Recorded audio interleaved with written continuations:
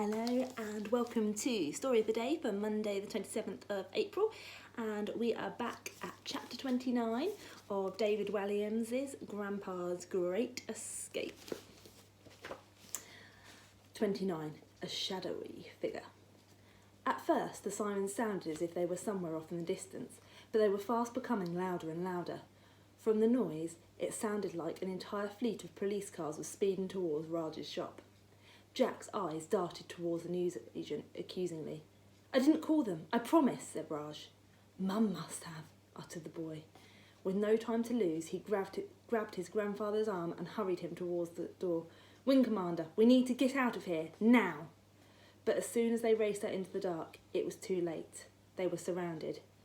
Brakes screeched, and a dozen or so police cars trapped Jack and Grandpa in a semicircle.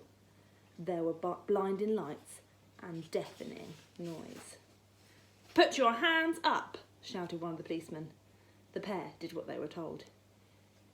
"It's straight to the prisoner of war camp for me. Colditz Castle, knowing my luck. Take care, old boy. See you back in Blighty," said Grandpa. Raj followed them out. He had attached his white handkerchief to a curly whirly and waved it like a flag to surrender. "Please don't shoot. I've just had the front of my shop redecorated." Jack's parents must have been travelling in one of the police cars, because now they broke off through the lines of officers. The pair ran towards their son and embraced him. "We were so worried about you," said Dad. "I'm sorry," said Jack. "I didn't mean to worry you." "Well, we were worried," Jack replied, Mum, but then softening a little at the sight of her son. "What's going to happen to Grandpa?" asked the boy. "They can't send him to prison."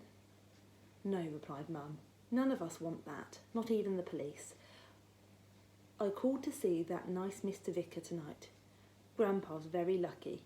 By some miracle he has secured him a place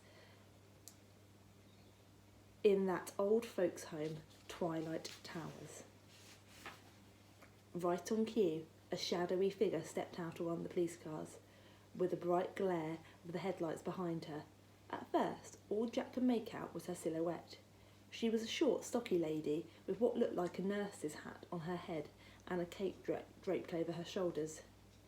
"Who are you?" demanded Jack. At a slow pace, the figure walked towards her. Her high-heeled boots echoed on the cold, wet pavement. When she finally reached him, her face contorted into a pantomime of a smile. Her eyes were small and mean, her nose upturned, as if she was sticking it against the window. "Ah, you must be young Jack," she said brightly. Her voice was light, but Jack could tell there was a darkness lurking in her words. "I had a call from the charming Reverend Hogg. The vicar and I are close. We share concern for the elderly of the town." "I said, who are you?" repeated the boy. "My name is Miss Swine. I'm the matron of Twilight Towers, and I've come to take your grandfather away," purred the lady. And I'm going to stop there, and tomorrow we will pick up on part 2, A Matter of Life and Death.